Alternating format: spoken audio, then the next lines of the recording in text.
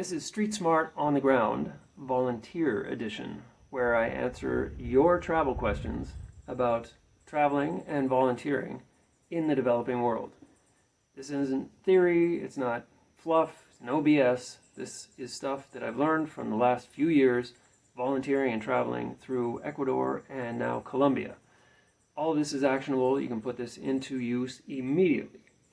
Today is episode 5. How do you exit a bad placement? What if you're in an untenable situation and you feel a need to leave? I'm going to assume a few things. One, that you've already watched the previous 4 videos in this series. So 1, the quick start, to choose one of 3 evergreen volunteering paths that are always in demand. 2, that you're clear you're there to do service for somebody else, as opposed to what's in it for me.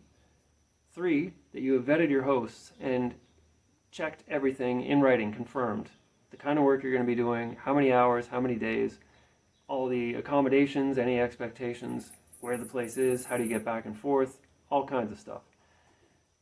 4 was about diet and food. So if you have a dietary need, specifically, not a dietary choice, but something where you are going to suffer serious, deleterious health issues that can jeopardize your health, what do you do? How can you navigate around those? And 5, if you've done all those things and you still end up in a situation where you feel a need to leave for any number of reasons, how do you do that? So what would those reasons be? This hasn't happened to me, by the way, in over 3 years of volunteering here in South America. I just signed up for a 4th year on workaway. So 3+ years of volunteering, no issues of that kind. I'll talk a little bit about something that was kind of similar, not really bad, but a situation where I couldn't stay. So effectively the same kind of thing, but I didn't feel unsafe, I didn't feel threatened, there was nothing, it wasn't an ethical question, nothing like that. So if you've already done everything that I've outlined in the series so far, and you still, for whatever reason, find yourself in a situation where you need to leave. Let's say there's a dog on site that's really aggressive and you literally, legit, are afraid of it and you feel your hosts aren't doing enough to control it. Or there's a neighbor nearby that cranks music until 4 or 5 in the morning every night and you're not able to sleep. Or any kind of situation like, here's what we confirmed up front, and then you get to the place and it's completely different. Like, here was a picture of the room you're going to be staying in and all of the listed amenities, and you get there and like, oh, sorry, that building isn't available, so now you have to sleep outside in a tent. Something like that, right? Again, never happened to me, but any of these things could happen down here, conceivably. How do you get out of those situations? If it's something like the dog and that's a safety issue, that's pretty straightforward. Just say to the host, look, I'm not comfortable with this. I don't feel safe around this animal, so if this is the way it's going to be, I can't stay here. Or the noise from the neighbor. Your host can't control that. You can't control that. Again, I can't stay here because of that situation. In my instance, it was on this trip in Colombia. I ended up in a place where they weren't going to accommodate my dietary needs, and there was no easy way to do it. So I cut my gig short just by a couple days. It wasn't a life changer. It wasn't a huge deal. It was very easy to extricate myself from that situation. And here's the big lesson.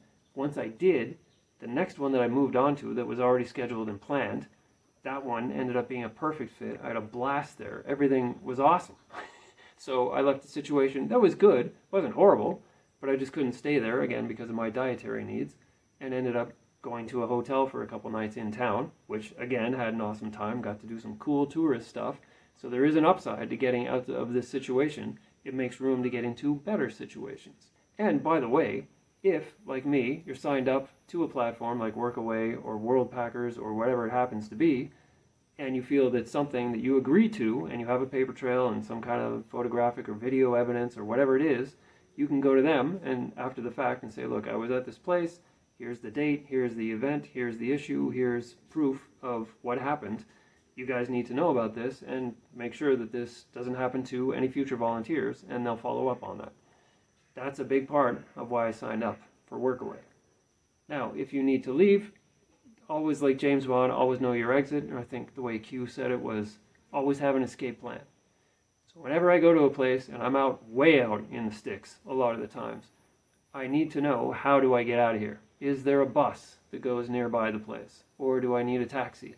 or whatever to get to the nearest town or city, then I can get a hotel or a hostel or an Airbnb or whatever it happens to be for a night or a couple nights, and then plan my next moves. In the case where I had to leave, like I said, I already had the next one lined up, 2 nights in a hotel, had a blast, and then a great week at that place, and then a really good week at the next place as well.